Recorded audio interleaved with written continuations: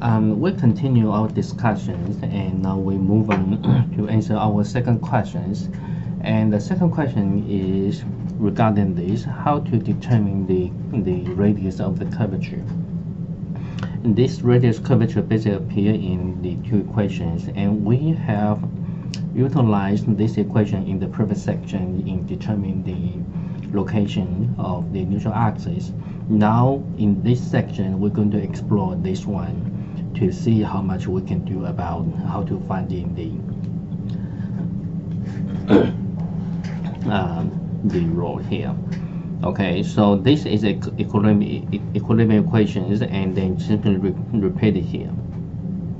In this equation, basically again, E is a Young's modulus constant, rho is the radius, which is a constant but unknown yet. So we can move the two constants out of the integration and leaving the surface integral as this term. If you remember this term, that is term basically taking up the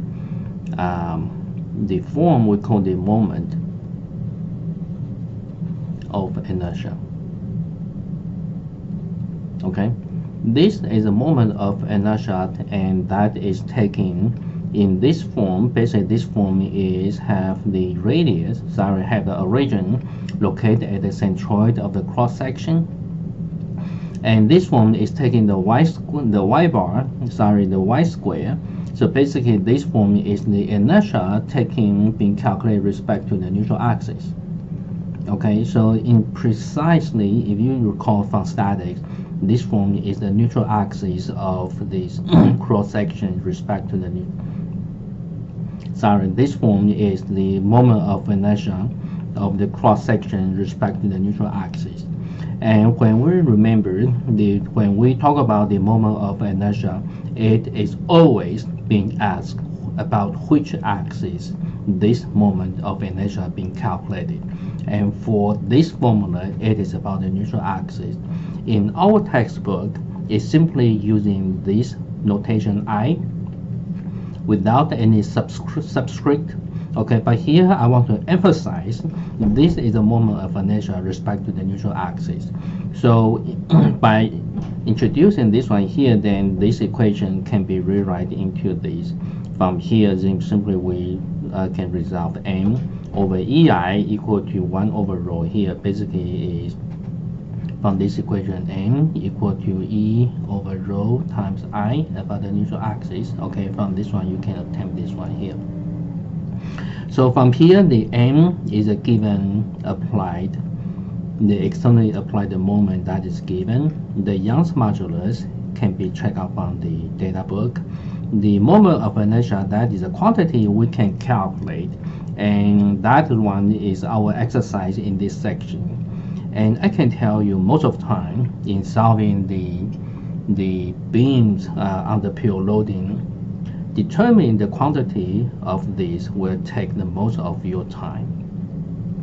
Okay, so once this quantity is resolved, excuse me, then if you remember the stress equal to this quantity, we can further proceed the stress.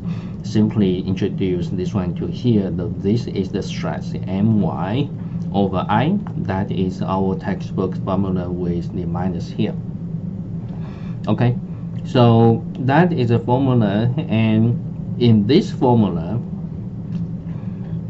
basically here I highlighted the two equations, and now I want to talk a little more about the stress here. In this formula, it simply provides us two pieces of information. One is about the magnitude of the stress, simply equal to my over I. The magnitude of moment, the magnitude or the distance of the where location, for example, from here to here, that is the distance. And I is a moment of inertia with respect to the neutral axis. Okay, the second one is the attribute of stress. So basically that is given by combining the minus with y here. So for example, let's take a look at the curve up. So let me using this space here. Okay, So for the beam is curved up, okay, so under this case, the bending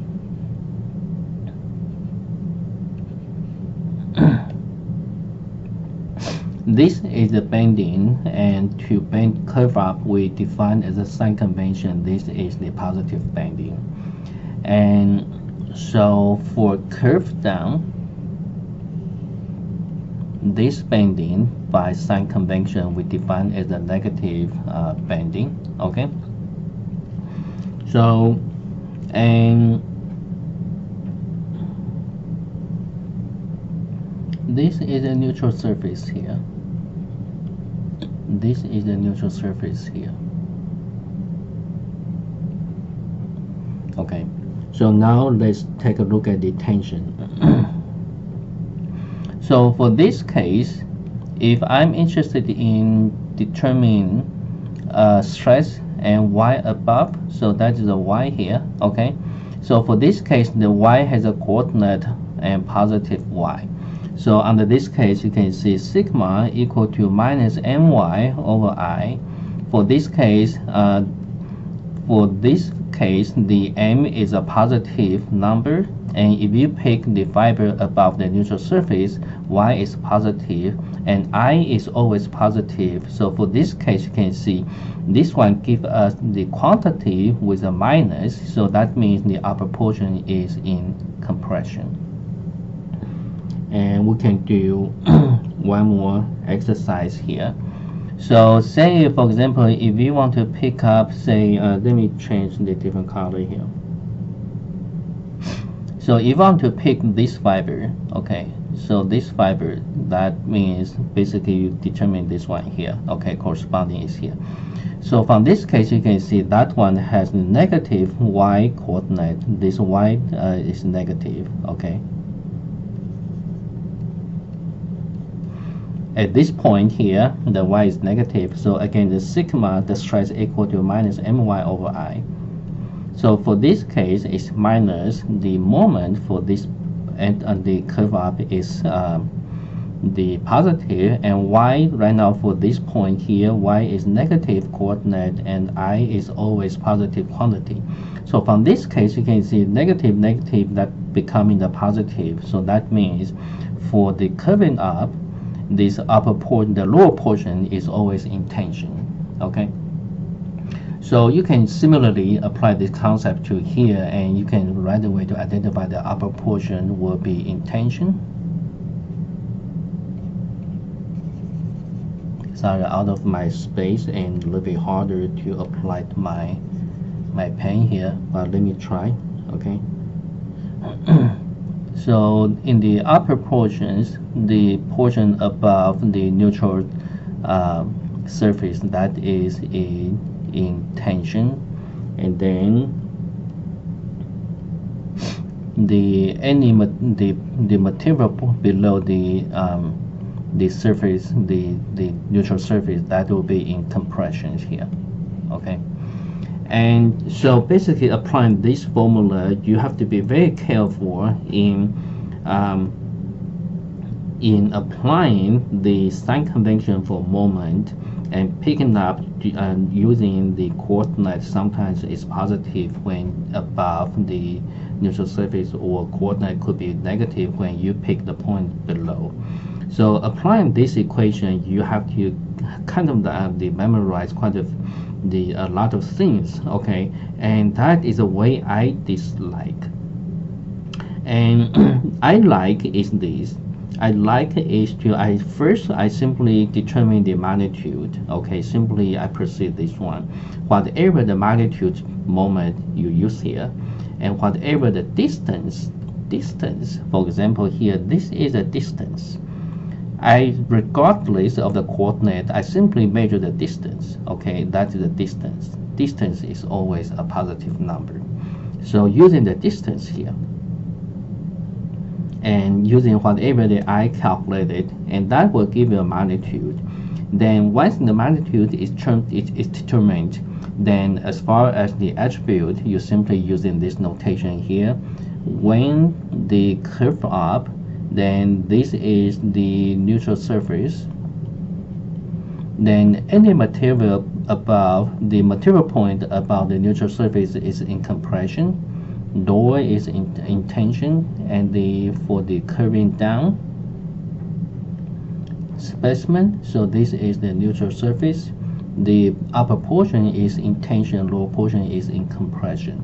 So using these techniques, that will help you to define, to identify the attribute. So again, in my preference is try to separate the calculation for the magnitude from the identifications of tension or compression of the stress. I think this will be easier. Then I will demonstrate this concept later on in example here. So now let's move on to first review how to calculate the moment of inertia. So for circular shape, the moment of inertia about the center, about the circle, the center is this number here. And in a similar way, for rectangle, the moment of inertia, this is centroid. For rectangle, about the axis passing through the centroid, for example, x prime axis. So here, let me redraw this one here. So if this is a rectangle, and this is the width, and this is the dimension h, and this is centroid, I want to calculate the moment of inertia respect to x prime. Okay, x prime, x prime. So that is I about the x prime axis is 1/12 b h cube. The cube go to the dimensions which is bisect by the axis about which you talk about. So that's the way I memorize. Cube go to the dimension which is the bisect or passing through by the axis. Okay, so for example, let me try another example here. So for example here, the same is a BH here. So if I want to determine the neutral axis about say y prime, okay, so y prime will be 1/12, and that is the dimensions. Okay, and then the cube go to the dimension. The b, this is the dimension by which the axis passing through. So that cube go to here. Okay, and and so if we want to calculate for the same dimension, the rectangle about the moment of inertia respect to the x, this axis. This axis doesn't passing through the centroid here. So here earlier we calculated this number and by here. So about this x-axis, then basically here we apply is called the parallel axis theorem. So basically that is whatever the number you calculate is about the centroid, and plus AD squared. A is the area of this rectangle. D is simply a distance between the two axes. This is called the parallel axis theorem. So for this case, and how to determine this one, you can divide into two simple pieces. Okay, and if you can divide it into two simple pieces, and then each simple piece apply the parallel axis theorem, and then coming together. So for example, this is 2 and this is 1, and basically I about the neutral axis can be equal to I the portion 1 about the neutral axis plus I of the portion 2 about the neutral axis. Okay, so that is the way, and we can look at this example here. So in details, this one we go to implement this one here. Okay, I divide it into two simple geometry. That one we can easily determine the moment of inertia. So for the first one, we want to determine this one. Again, we applied is this parallel axis theory. Okay, keep this in mind. So basically here, this is the moment of inertia respect to this axis, and plus AD squared. A is the area of this one. D is a distance between this one, between the centroid to the neutral surface, to the neutral axis here. So I want to be calculated. In the similar way, we consider the second rectangle, so that I put a copy here. So here you determine the distance between the centroid of the second portion to the neutral axis, and that comes to the D2. And again, this portion is the moment of inertia of the second the rectangle about this axis here. Okay, so that is one. So here in this way, I individually apply the parallel axis theory to individual components to come up with this one. And so that is the general formula and the review for this one. And we can look at the real dimension here. So this example, earlier we have calculated the position of the centroid of this whole section here. That is from previous section. You can refer to the previous sections and for how to determine the location of C. And there we have determined y equal to 38 millimeter from the previous section here. Okay, so I simply list the formula, the calculation process here. So once you determine this one, then basically the moment of inertia is to determine the moment of inertia of the whole cross section, basically apply this formula here. You decompose into two pieces and repeat the same calculations. So here in detail, and that is the calculation for the first portion here. So this quantity again is the moment of inertia with respect to the axis passing through its centroid, and that is parallel to the neutral axis. This is the area A1. Okay, so this is the A1, and 12 is the distance from the centroid to the neutral surface here, and that is, for this case, this is 12 here. Okay, so in the similar way, this is the A2 and D2 square, and D2 square is this one from here to here, and that distance, if you measure carefully, that is the 18. Okay, so by doing so, you can determine the moment of inertia of this T shape about the neutral axis is this number. The second example, this kind of I shape, and in the similar fashion, you can divide into three simple rectangles, 1, 2, 3. Okay, top flange and bottom flange and the middle rib here. And again, for this case, this is the way to determine the centroid. Okay, that is the exercise from the previous sections. So the location of the centroid basically is 4.778 inch above the bottom here.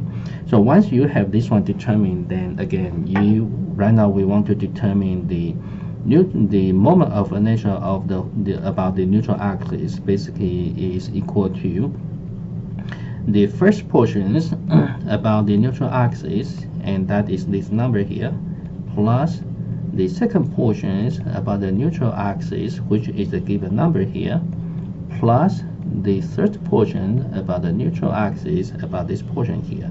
And again, that is the formula being used, and you can refer to again the introduction here, the discussion here. Okay, so this page, and for why we have these equations, and that's a detailed calculation referred to there. Then for this case, we are able to determine the moment of inertia of about the neutral axis given that much. Okay, and this example, we want to determine this one basically proceed to determine what is. Let me change the color here. We want to determine the bending stress. So that will be the very first example. Sigma, we remember, is minus my over I. Okay, and again, the I is about the moment of inertia, and that is where we've been practiced in the previous few slides.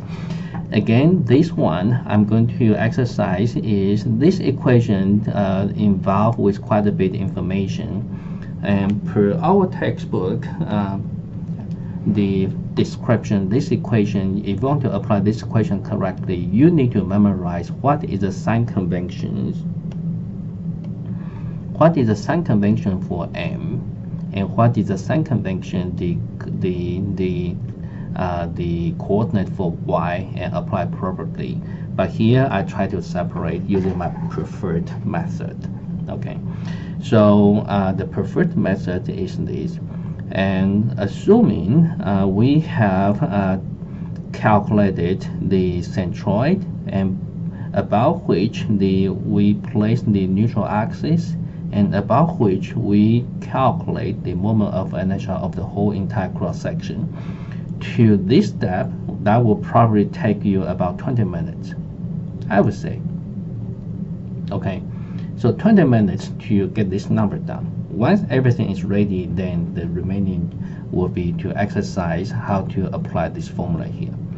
So now for this case, you can see right now the bending is bending in this way. So if you take the beam is something like this one here. Okay, so kind of the beam is to curve down. So this beam is in curve down, and this is our neutral surface here. So for this case, the upper portion is in tension, lower portion is in compression. So that is the first one, we identify the tension and compression. The second one, we calculate the stress. This problem is going to determine the maximum. So from here you can see the maximum tension is here on the top. Okay, so maximum tension, and the maximum compression is here at the bottom here. That is the maximum compression. Okay, so that one I try to identify the attribute first, and then I focus on the calculation. The magnitude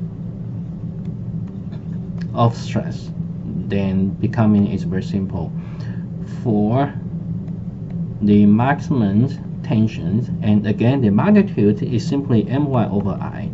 To determine the magnitude, the maximum, you simply find the y that is possibly the maximum that for this case. So basically for this case, at the top, then we have the moment that is given equal to 3 kilonewtons meter. Okay, the y at the top, basically y at the top is here, is measured by this distance. So that is our the coordinate region, and here we talking about right now I'm measuring is this y here. So y basically from this dimension here equal to 0.022 meter, and I is the I about the neutral axis, and here we are given here. Okay, so from this case you can determine this one will be equal to 76 MPa. So this is the magnitude, and you previously identified that is the maximum tension. So basically the maximum tension is this result. Then we can focus on the magnitude of the stress for the maximum compression. The compression, again, the magnitude is my over I. So for this case, the M again is a given loading 3 kilonewtons meter, and what is Y? So right now at the bottom surface here, that is the bottom. So here you simply measure the distance here. That distance, again here I emphasize is distance, and that is this number.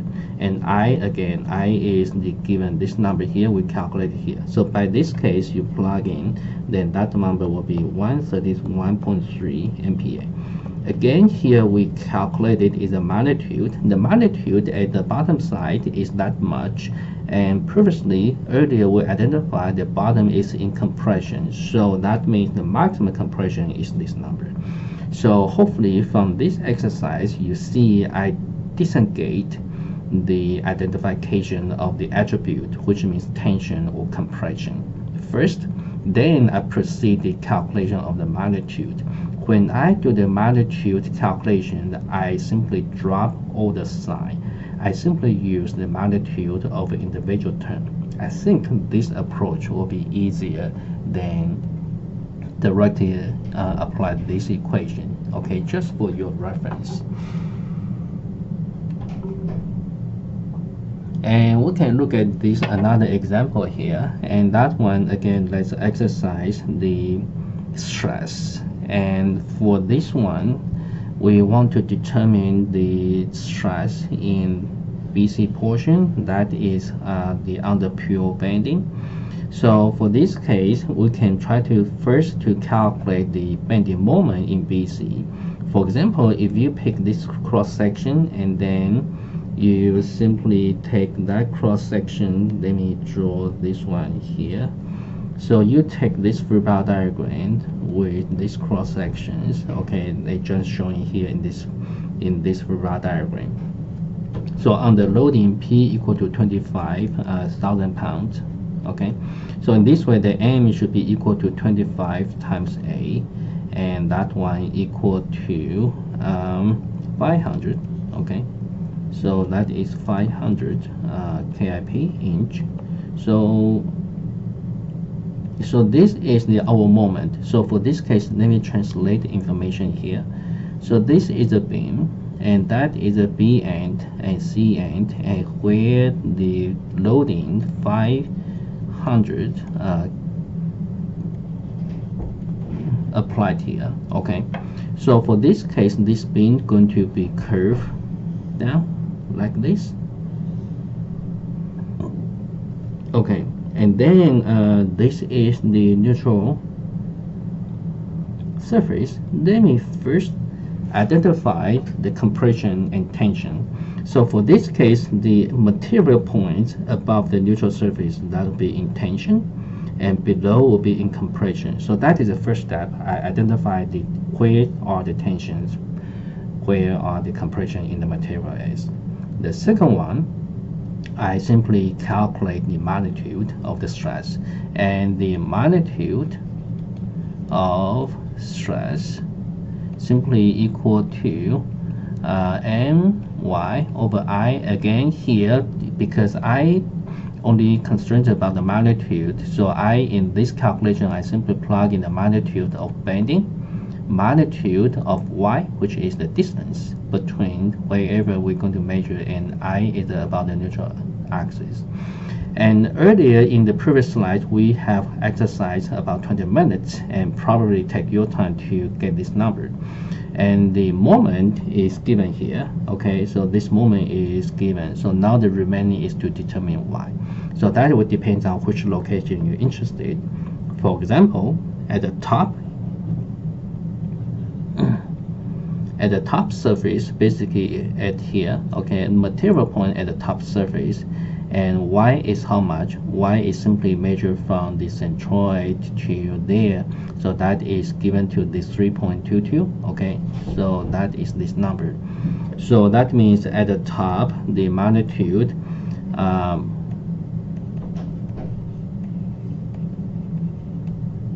so let me do this one in better way.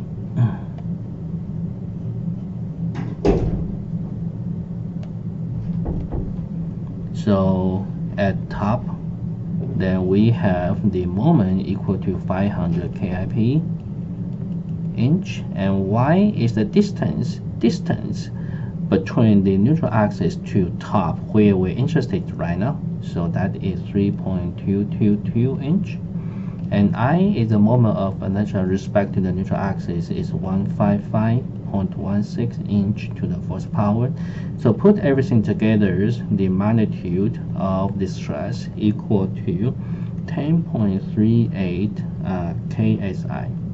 So this is a magnitude, and previously earlier we identified at the top is in tension. So that means the at the top that is in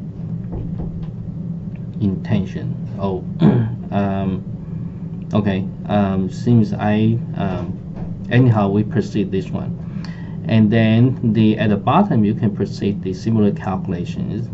And here let's take a look at the equation here, and to see where the mistake I made, and let me correct the mistake, and you see I made a mistake. So here we starting from the mistake is the moment is like this. Okay, so basically let me pick the portions in BC. So here is our free bar diagram. So translated to this end and this end, see this beam must be on the bending like this. Okay. So the mistake is coming from here, and at this step, I kind of I didn't notice I put the bending in this, but supposed to be in this way. Okay, so for this case, it won't hurt. We can exercise again. This is the curve up, and this is the neutral surface. So for this case, if this beam is curving up, then on the upper portion is in compression and the lower portion is in tension. So that means the maximum compressive should be at the top here. The maximum tensile should be at the bottom here, and that is where this equation provided. But again, it wouldn't be hurt, and I correct my mistake and repeat the calculation, and then again I first identify the attribute compression, tension, then I focus on the magnitude, the calculation of the magnitude of the stress, and the same step here and the same step here. Okay, so this is for a self exercise, and if you watching this video, probably you can take a moment and then to see, and that is the equations and the formula, the solution process. And again, determine the position of the neutral axis and then calculate the moment of inertia respect to the neutral axis. It takes time. So to finish the calculation on this page will take about 15 to 20 minutes, depends on your speed. And then once we have everything ready, then again to determine the bending stress, that should be easier. Okay.